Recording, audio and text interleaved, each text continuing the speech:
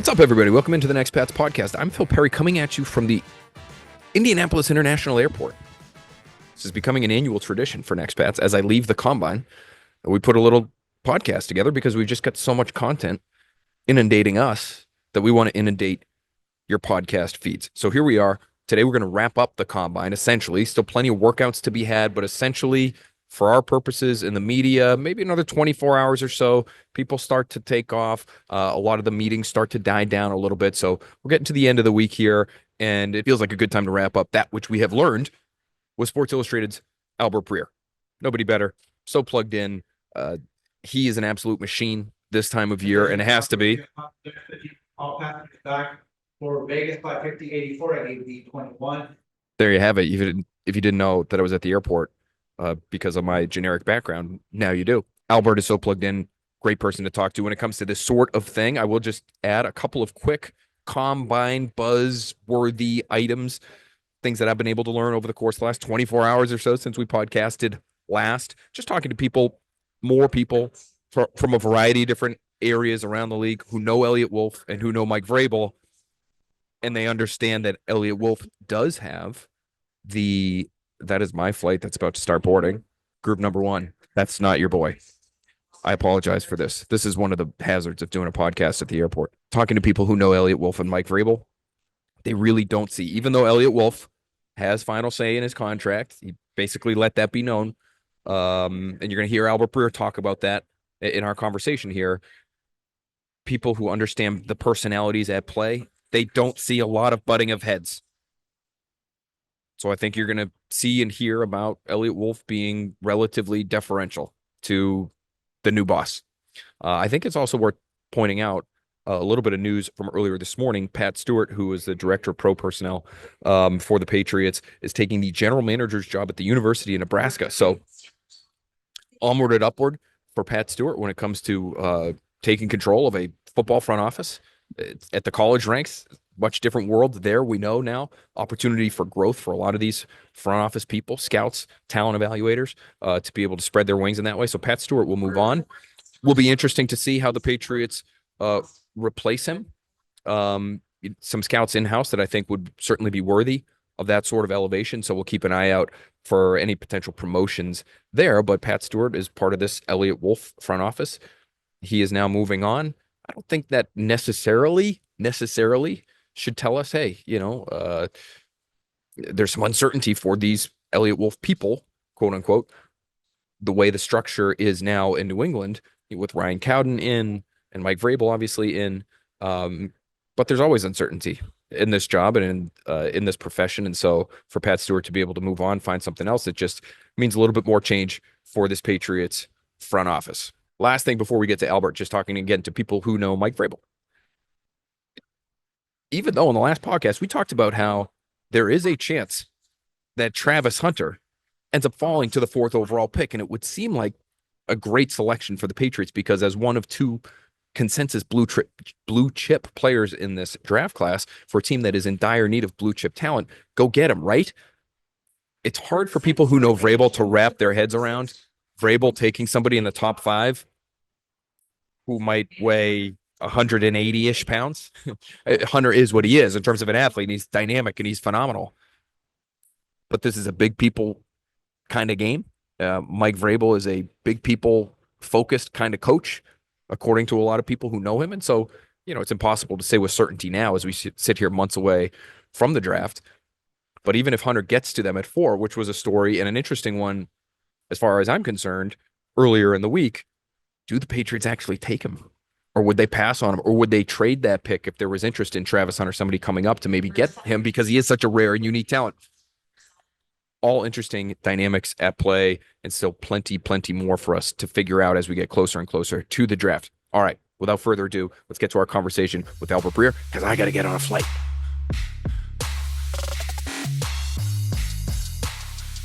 Albert Breer here with us, and obviously he has his Starbucks in hand. Just want to make sure you got through that Starbucks trip safely, Bert. It's a dangerous area here, evidently. I've been walking by that Starbucks for 20 years, and over the last 24 hours or so, everything changed. Glad you're here. All limbs head still attached. Thank God for Yeah. that. Let's talk a little bit about Security didn't need to be called. Thankfully, although Yeah. it sounds like they may be up there right now doing a little bit of an investigation. So we'll keep everyone posted on that. When it comes to the NFL portion of the Combine program here, Bert, and the Patriots specifically, want to ask you, after we heard from Eliot Wolf yesterday, where he made it very clear he does ultimately have final say on the roster. Yeah. Is that how it's going to work in practice? Well, so first of all, let's start with, I'll tell you what I know. And what I know is that the draft, free agency, the stuff that goes along with being the primary football executive, which is the jargon that the league uses to define these roles, that was written into Eliot Wolf's contract when he was signed on as the EVP of football or of player personnel, and his contract has not been altered. So all the control that he had in 2024, he retains now in 2025. In practice, what this does look like? Well, there have been situations like this in the past where you see that the GM, by title, and obviously the title's a little different here, has personnel control written into the contract, but in practice the coach has a heavy hand. San Francisco is one of those. Mm-hmm. The Rams for years were one of those. Some shifting has gone on there. Seattle to some degree has been one of those in the past. So, I think what it looks like on paper, yes, Eliot has final say. I think the way it's going to wind up being structured is what I would call like the old Pete Carroll model in Seattle, which is the scouts, the personnel chief build the roster up, and the coach, the head coach, the coaching staff cut it back down. So essentially you're going to be looking for your scouts to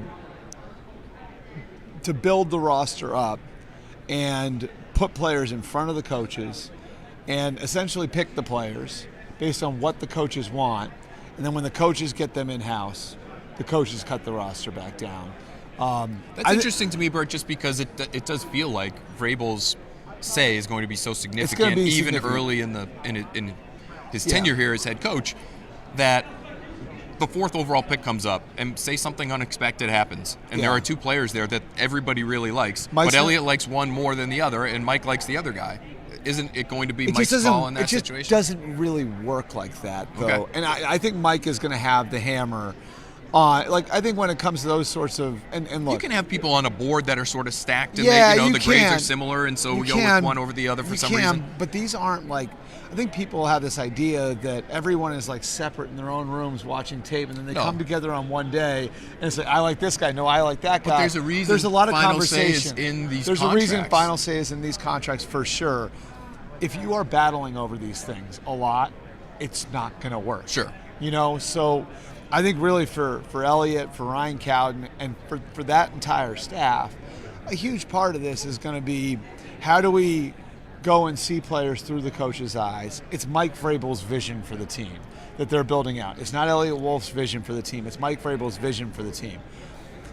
Doing the job that Bill Belichick did, doing it the way Bill did it for 24 years, it's just not. Right. It doesn't happen in the NFL anymore. Right. And I mean, Bill was holding like draft meetings during the season. Like, it just isn't going to work that way. Mike's going to have a lot going on in March, in April, and building the roster up and evaluating his own roster. And so, I think, yes, like Mike is going to have a heavy hand in picking the players. Essentially, it's going to be Eliot's job and Eliot's staff's job and Ryan Cowden's job to set the table for the coaches and say, okay, based on what you guys like, what you guys want, here are the players we are putting in front of you, and then they have the discussion on which ones they like best. And I've heard, I'm sure you've heard similar things, that Mike has already been very involved in that. They haven't had to make a decision yet. Yeah. And so everything's going great. For whatever that's worth. But when those decisions get harder, that's what will be interesting to see, just based on the backgrounds that these guys haven't really had together in terms of a working relationship. And so it's just something to monitor moving forward. I want to ask you, in terms of the free agency portion of building out Mike Vrabel's vision, do you envision the Patriots actually spending a lot of money? Because I know people at home that are watching this right now are assuming that will be the case because the Patriots need help and because they have a lot of cap space. But everything I've heard this week has been really down on this year's free agent class, and so the thinking is, yeah, they have a lot of money. Yeah. Who are they going to actually be able to spend it on? Do you see it the same way? If you're waiting for some sort of great free agent class to come down in 26 or 27, you're going to be waiting a long time. It's just, this is what it is now in the NFL, where the cap space is so vast across the entire league. Teams have so much room to work with that more often than not, the guys who make it to the market are by definition not core players. Right. Because if they were core players, their own teams would have signed them. And I think that that's why when you go out to the free agent market, I mean, this has always been the case, but more now than ever, why is he on the market? Is it because he was hurt? Is it because he's older? Is it because he's got a character flaw? Why is he on the market? So for the Patriots, though, so are they going to be spending less than people and are I don't, expecting? But I don't see. That's the thing. Is like I don't think. I think the way a lot of fans will look at it is if you aren't swinging on T. Higgins, if you aren't swinging on Chris Godwin, if you aren't swinging on Ronnie Stanley, then you're not a big spender. I think again, and we've looked at this a few times over the last month, me and you, and a bunch of different stuff we've done together. The Commanders, I think, is probably the blueprint. Like where, and I think Mike actually came out and said this, where it's like you want to have the team in a place where you can go out and play a football game in the middle of April, and that way you're not forcing needs at the top of the draft. Now, This might be more of a needs-based draft because you don't have the blue chippers at the top, and if Abdul Carter and Travis Hunter are gone at 4, you might be pushing need because the draft gets really flat after those two. But the way I look at it is, if there is even, they just need good players so badly that if you think Mason Graham's got just a bit of a better chance to become an all-pro than Will Campbell, you don't want to have to press the need at tackle for Will Campbell. So whether that's Ronnie Stanley, you brought his name up a lot, Alaric Jackson, whoever it is, you want to at least be passable at those positions. And I think the way you do that is you do what the Commanders did last year, which is you go and look for guys that maybe you have some background with, that are sure things, that are the middle of the fairway free agents. And for the Commanders, it was digging into, okay, Cliff Kingsbury, you were with Zach Ertz. We know what we're getting. All those guys who came from Dallas with Dan Quinn and Joe Witt. It was Dante Fowler, Tyler Biadasz, Dorrance Armstrong. Bobby Wagner was a guy that, DQ had background with in Seattle.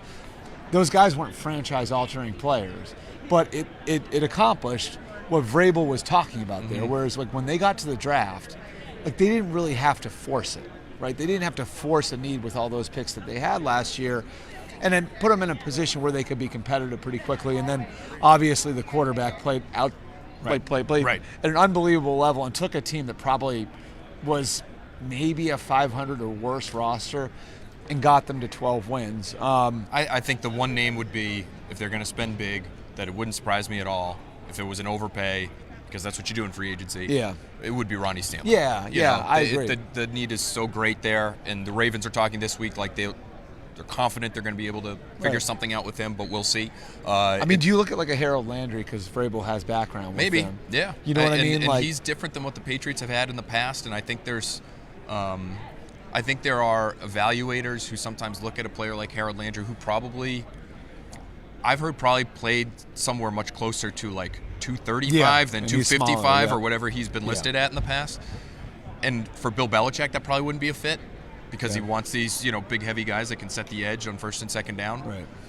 But maybe for Mike Vrabel, he is. Maybe they're looking for more penetrating, get up the field, be fast, and attack the quarterback that way kind of player. He obviously has experience with him too. So that's somebody that you could end up spending a little bit of money on, maybe even trade for. They've made him available for trade, right? And so maybe you trade something small and end up paying him a little bit. And I just think the power of having background with these guys, because again, there's a reason why every one of these free agents that's out there is on the market. If you've got background with the guy, Thomas Brown probably has a pretty good idea of why Alaric Jackson's a free agent. Sure. So at least, for better or worse, you have that background and you have a better idea of what you're getting. And I think for Washington, that became a really powerful thing. They went out and got Jeremy Chin and Frankie Louvu from Carolina. They had Scott Fitterer, who was an advisor for them at the time and wound up working in their front office, who was part of putting them on the roster in Carolina. And those guys wound up playing way above their contracts.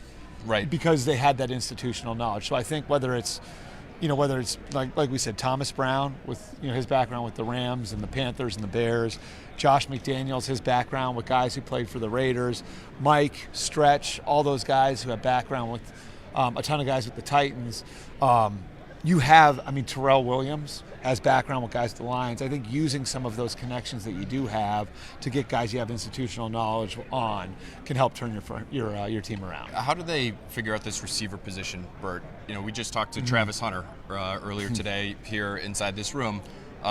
Very polished in that he was very clipped with his answers, very short. I don't know how much he's practiced that, or it's just experience from all the media attention he's been getting the last few years here. But is he even going to be an option for them at 4? Is there something else that you think they can do that you've heard they might be able to try to do in order to improve that position, even if the priority is going to be looking at the trenches? I'm really interested to see what the Giants do at 3. And I actually think in a funny way, like the availability of Travis Hunter to you could relate back to the Matthew Stafford thing.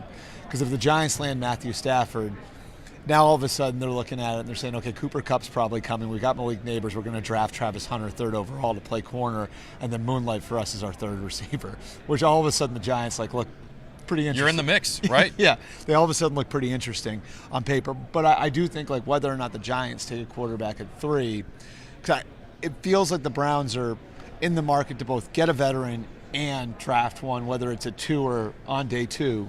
And there's a good chance the Browns take one at 2. Where the Giants are at quarterback could dictate whether or not Travis Hunter falls to you.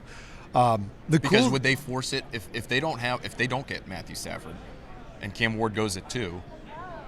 Would they think about forcing? I say forcing. Would they take Shedeur Sanders at 3 and then leave one of those blue chippers to you at 4? I think the likelihood, if I had to gamble on it right now, I'd say the likelihood is Cam Ward is gone when you're picking at 4, and Shedeur Sanders is still on the board, which probably means Carter and Hunter are gone. I think the idea of Hunter in New England is really interesting from this standpoint. You can do whatever you want with him, and you could say our long-term plan for him is corner, but we need you at receiver right now. And it was interesting. The comparisons I've heard for him on offense: Garrett Wilson, Devontae Smith, Stephon Diggs. So this is a guy who's got a chance to be a really good receiver in a vacuum. Mm-hmm.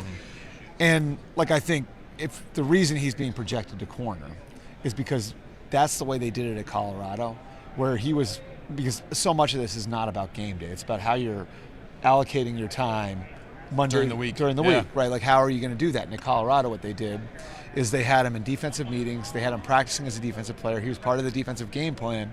They packaged him on offense. And if they needed to, they'd signal in routes to him on offense. And he's playing full-time, but it's easier to do that. You can't really package a player on defense. Mm-hmm. So,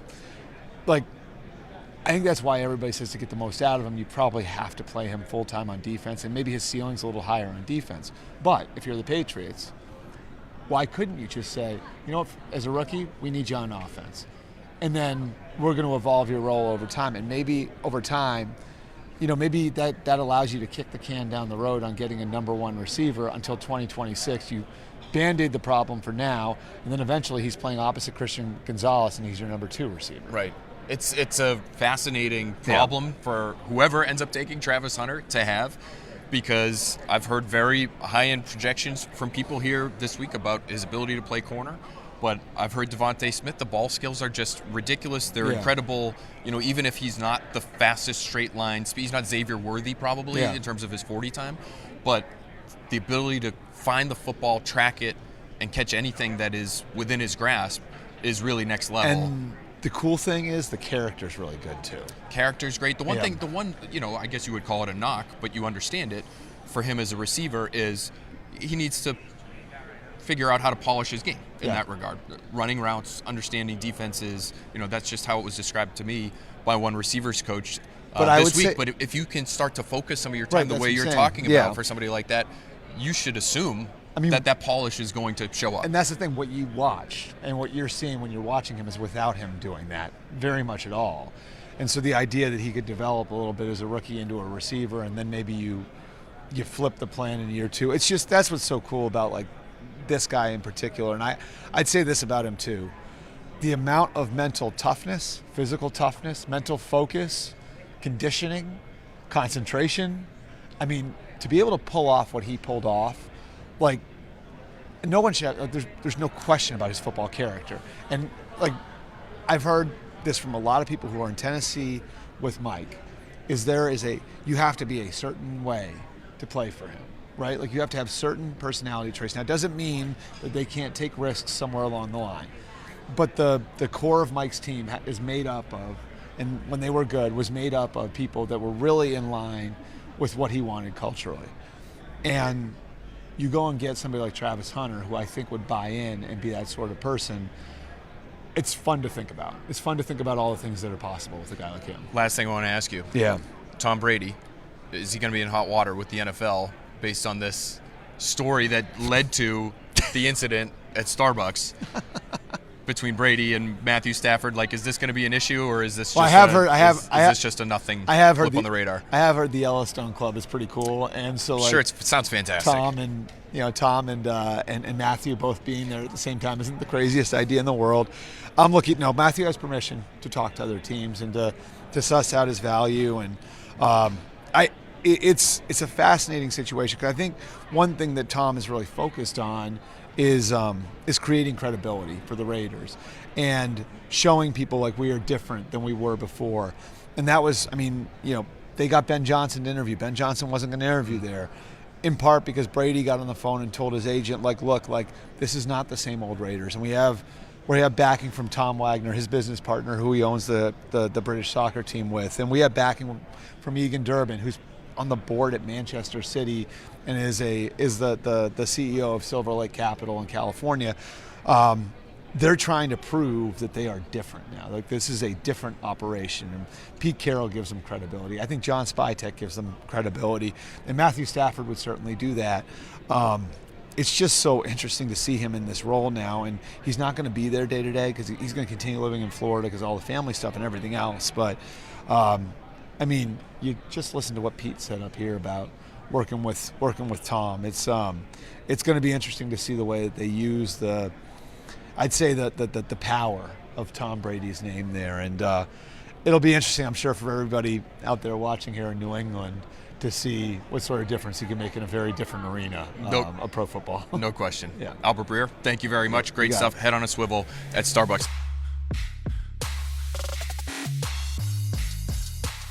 Great stuff there from Albert, as it always is. You've probably caught up on the Jordan Schulte and Rappaport story by now, so that's what we were referencing when it came to the Starbucks mentions there. So no free ads, but had to do it. It was the buzz of the Combine on Thursday.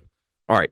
Thanks again to Albert Breer, Sports Illustrated. Thanks to you all for watching, for listening. Throughout our time here in Indy, we're going to have more podcasts. We've got more great guests to talk about more intriguing draft picks potentially for the New England Patriots moving forward. So keep an eye out for all those episodes. I'm going to fly back to Boston, probably take a nap, but we're going to be on early edition on Friday, wrapping up even more from what we've been able to glean from Indianapolis in the Combine here. Hopefully you're watching all our shows. And of course, hopefully you will watch all of our next Pats as we continue to roll those out. Thanks for being with us. We'll talk to you soon.